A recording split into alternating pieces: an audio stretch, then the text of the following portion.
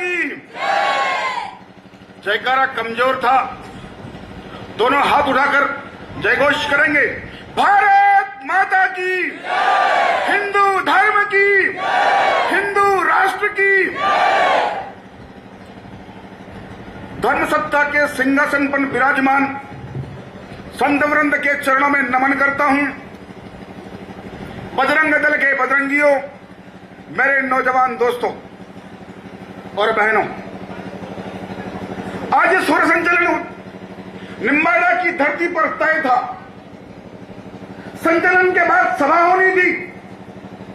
सारे कार्यकर्ताओं का सूचना भी इसी प्रकार की थी, पर संचलन नहीं हुआ। यहां के प्रशासन ने अनुमति नहीं दी। कुछ लोगों को लगा, बातचीत भी कर रहे थे, एसपी ने मना किया, डिप्टी ने मना किया, सिप्टी ने मना किया। मैं मानता हूं इन लोगों की कोई गलती नहीं है। ये डिप्टी, सिप्टी, एसपी, ये सब हमारे ही भाई हैं। इनकी रगों में भी वही खून दौड़ रहा है जो हमारी रगों में दौड़ रहा है। ये अधिकारी जितने भी हैं, ये अपने उच्च अधिकारियों के आदेश की पालना करते हैं। उच्च अधिकारी सरकार के आदेश की पालना करती है। और अभी मानवेंद्र जी ने कहा, दिल्ली से एक भाई साहब आए। मानवेंद्र जी को शायद उस भाई साहब का नाम मालूम था, इन्हें मुझे मालूम नहीं। उस भाई साहब का नाम है राहुल गांधी। वो कहकर गए, वो राहुल गांधी कहकर गए कि हमें हिंदुत्व स्वीकार नहीं है। बंधु, ऐसी धरती के ऊपर जिसको हिंदुत्व स्वीकार नहीं था, उनकी दुर्गति क्या हुई उसका मैं वर्णन करना चाहूंगा। बंधुओं, इस देश के अंदर जब इंदिरा गांधी की सरकार थी, 180 दिनों तक संतों का आंदोलन चला था। अधिकांश लोगों को उस आंदोलन की जानकारी नहीं है। कृपात्री जी महाराज उस आंदोलन का नेतृत्व कर रहे थे। सत्ता के मद में इंदिरा गांधी ने संतों पर गोलीबारी की, सैकड़ों संत शहीद हुए और उस आंदोलन में कुछ गौमाताएं भी साथ थी। कुछ गौमाताओं ने भी अपने प्राण त्यागे थे। उस समय कृपात्री जी महाराज ने कहा, संतों का खून तुम्हें माफ करता है इंदिरा, पर एक गाय की हत्या हुई है, तुझे भोगना पड़ेगा। तब कृत्य सभा में कृपात्री जी महाराज ने कहा, इंदिरा, तेरे कुल का नाश तिथि गोपाष्टमी में होगा। बंधुओं, इंदिरा के कुल का नाश कैसे हुआ उसका मैं वर्णन करता हूं। संजय मरे आकाश में तिथि थी गोपाष्टमी। इंदिरा मरी आवास में तिथि थी गोपाष्टमी। राजीव मरे मद्रास में तिथि थी गोपाष्टमी। यह हिंदुत्व की ताकत है, यह हिंदुत्व के आध्यात्म की ताकत है। और जो जो व्यक्ति इस धरती पर हिंदुत्व को चुनौती देगा, मानव व मानवता की बर्बादी को निमंत्रण देगा, मानवता की बर्बादी को निमंत्रण देगा। बंधुओं, सनातन को रावण ने भी ललकारा था, इस सनातन को कंस ने भी ललकारा था। जिस सनातन को लंकेश की तलवार नहीं मिटा सकी, जिस सनातन को कंस की हुंकार नहीं मिटा सकी, उस सनातन को क्या मिटाएंगे हमारे ही वोटों से जन्म लेने वाले नेता। जय श्री राम, जय श्री राम। बंधुओं, बहुत दिनों तक चलेगा नहीं, केवल आवश्यकता है पुरुषार्थ करने की। ये आने वाली सदी, कहते हैं 19वीं सदी इंग्लैंड की थी, 20वीं सदी अमेरिका की थी, यह 21वीं सदी है, भारत की सदी है, हिंदुत्व की सदी है। दुनिया की कोई ताकत हिंदुत्व को रोक नहीं सकती। और आने वाले समय में बुलंदी के साथ यह भगवा झंडा दुनिया के कोने कोने में बड़े आदर के साथ फहराया जाएगा। जय जय श्री राम। है। हम बहुत ज्यादा शांति की बात करते हैं। मैं कहना चाहता हूं, शांति शांति की बात करते हम जड़ हो बैठे, तक्षताज कोहिनूर खो बैठे। यदि दुष्ट नहीं माने तो हिंसा बहुत जरूरी है, हिंसा बहुत जरूरी है। जय श्री राम। देश का बल, देश का बल।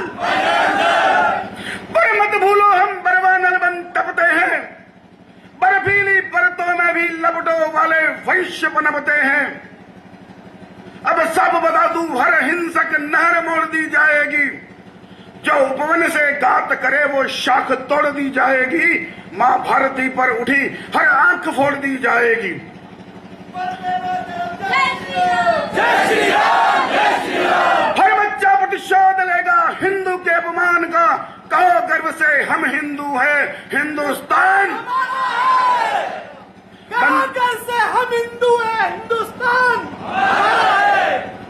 बंधुओं, इस देश में जब संसद से कानून आया था वो सीएए, तो देश में कुछ लोगों ने इस कानून के विरोध में नारे लगाए। इस देश में नारे लगाने का लोगों को अधिकार है। सरकार के खिलाफ जाए, मैं सरकार की वकालत नहीं करता हूं, पर नारे क्या थे? कुछ बड़े भाई के पायजामे, छोटे भाई के कुर्ते पहने लोग कह रहे थे, मैंने यूट्यूब पर देखा, लेके रहेंगे आजादी, छीन के लेंगे आजादी। उनको कहना चाहता हूं, आने वाला समय हिंदुत्व का है। पकड़ पकड़ कर देंगे आजादी, बुला बुला कर देंगे आजादी, ठूस ठूस कर देंगे आजादी। पर याद रखना, किसने मांगी जिन्नों वाली आजादी, उसके घर में भर देंगे बर्बादी। और कहना चाहता हूं, कोई सपना न देखे ये भूमि बांट ली जाएगी। जो देश बांटना मांगता वो जीवी काट ली जाएगी। बंधुओं, हम बहुत प्रतीक्षा करते हैं, बहुत सब्र करते हैं। महाराज जी ने कहा कि रामचंद्र भगवान भी 3 दिन तक समुद्र के सामने विनती कर रहे हैं। जब क्रुद्ध हुए तो समुद्र खड़ा हो, महाराज जी मैं रास्ता देता हूं और आपको उपाय सुधा दूं। बंधु, कुछ धमकी आ रही है अजीब प्रकार की। कौन मौलाना हैदराबाद से बोलता है, 15 मिनट का समय दे दो। और उस मौलाना को कहना चाहता हूं, गुजरात ने 10 मिनट का समय दिया था। 2002 में क्या हुआ गुजरात का? ये धमकी देना बंद करो। बंधु, अभी बॉम्बे से धमकी आई थी, वो लावारिश पठान या वारिश पठान, क्या नाम था मैं भूल रहा हूं। लावारिश था, ठीक। 10 हिंदुओं पर 1 मुसलमान भारी। अब मैं कोई भविष्यवक्ता तो हूं नहीं कि आगे कौन भारी पड़ेगा। धमकी कौन दे रहा है? जिनके पुरखों ने तलवार के डर से सलवार पहन ली, वो हमको धमकी दे रहा है। बंधु, इतिहास में लिखा है, जाकर पढ़ लेना कौन भारी पड़ा। बंधुओं, हल्दी घाटी के पास में दिवेर है, जानते ना? सब जानते ना दिवेर? कि नहीं सुना? दिवेर में युद्ध हुआ था, किसके साथ? मुगलों के साथ, महाराणा प्रताप का। महाराणा प्रताप इतने क्रुद्ध थे, एक तलवार में घोड़े सहित बेलोल खां को काट दिया। कौन भारी पड़ा? इतिहास में लिखा है। भारी पड़ने की बात करते हो, गिनते हो 10 मिनट। बंधुओं,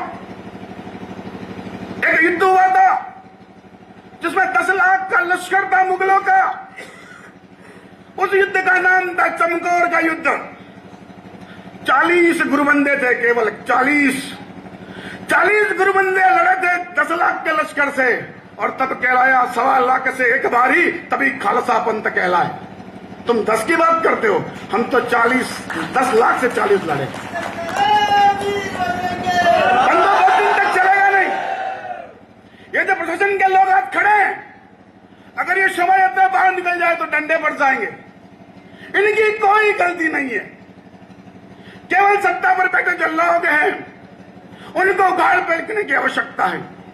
राजनीति हमारा विषय नहीं है, पर अगर सत्ता ने हिंदुत्व को ललकारा तो हमने उस सत्ता को उखाड़ कर फेंका है। पहली बार रावण ने ललकारा था, हमने रावण को उखाड़ कर फेंका। और अगर सत्ता की कुर्सी पर कोई योगी जैसा आकर बैठेगा तो ये पुलिस के जवान आपके लिए फूल माला लेकर खड़े रहेंगे, इनकी कोई गलती नहीं। ऐसा मैंने इस देश में देखा है और आप सबकी भी जानकारी में होगा, मैं केवल जानकारी ताजा करा देना चाहता हूं। 1990 में जब कार सेवक अयोध्या की ओर गए, वहां सरकार मुलायम की थी, यही पुलिस के जवान खड़े थे और कहते थे